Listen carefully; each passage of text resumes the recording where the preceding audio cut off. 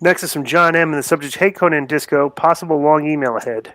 I don't even know why it's not a possible long email. Then why read I've it? been following you guys a while, mostly in TNA since WCW is nearly dead by the time I started watching wrestling. My question is a variation of things you mostly addressed in your podcast already, but I'll ask anyway.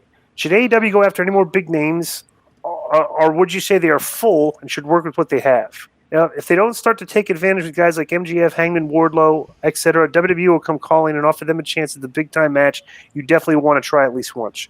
Thoughts? Thanks in advance. Yeah, they're definitely full. We've been saying this for a while. Right. Bro, they're right now, they're literally grooming guys to become big stars in WWE in WWE because they don't know how to make these guys stars here.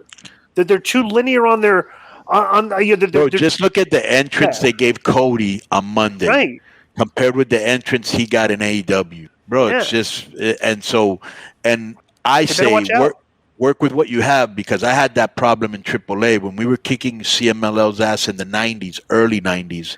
We took almost all their wrestlers.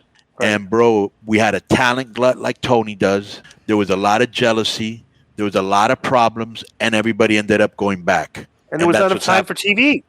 Right. It's on TV time, right? Right. And that's this is the worst thing. It doesn't matter if if you're in an angle, okay, and like you're in the angle for like 3 to 4 weeks, and you go under in the angle, you still like being used like that because you're being used prominently. You're on TV. You're showing up. They have something for you and everything.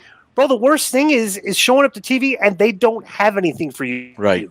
You're not on the show. You're not, and bro, a lot of these guys that are guys telling you you're not important enough to be on TV. How are you supposed to feel?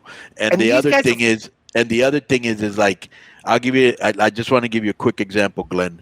AAA right now has almost the same problem as AEW. Bro, there's a talent glut out there because anybody can be a wrestler nowadays. Right. So there's a lot of talent out there and not enough work to go around. And so right now in AAA, I'm saturated with talent. We have so much talent, it's ridiculous. I can't bring nobody else on because if I bring somebody else on, somebody else is going to suffer. And I don't want people on my roster that are complaining because there's no work or because I'm not doing nothing with them. I just won't use you. And that's a problem I'm having now because a lot of people now see Mexico as a viable option.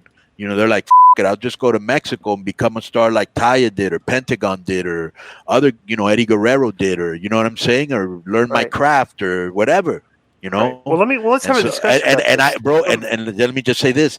And really, I can't bring anybody else in because I'm full of people right now. And here's my question. But this guy keeps bringing people in, is what I'm saying. Right. And here's ultimately this is and bro, it makes it. I actually it should be making your job difficult, but it makes your job easy when you just bring guys in and you have them attack somebody and you write their name down for a 13-minute match next, right? But it's difficult having all these guys and writing out storylines for characters that take 2 to 4 to 5 weeks to gestate, like a few weeks, right? And it's definitely not going to get over if you don't have these guys performing every week on TV. If you have your core guys, so I would ask, and I would say this: there's a talent influx, and right now the talent is the thing that's promoting the talent is their wrestling. And we put these guys on TV in 13-minute matches, and there's tons of talent you can put on TV and have a 13-minute match by the fans today would like that'll do the dives and stuff, everything. But what you got to do now is you weed out all your talent, and unfortunately, the guys that can't talk are going to have to sit on the bench for a while. It's like with all this talent, the other skills become prevalent and important. And if you want to do important matches, you got to have guys that can sell the match with their mouth. And it's like guys that can't do that. It's like, you weed these guys out and you promote the guys that do, and that's how you do it. How do you do it in AAA right now? You probably have your best talkers, the guys that cut the best promos. It's a combination right? It's just a combination of, I don't have one set thing, but at the end of the day, we have a lot of guys that are over, which is a great problem to have. But Tony has something I don't have, and maybe little by little he's figuring it out. He's got 4 shows he can put these on. Now he's got Ring of Honor. Yeah. So he has no excuse not to have 4 tightly packed shows. He's got 5 shows even, right? Yeah.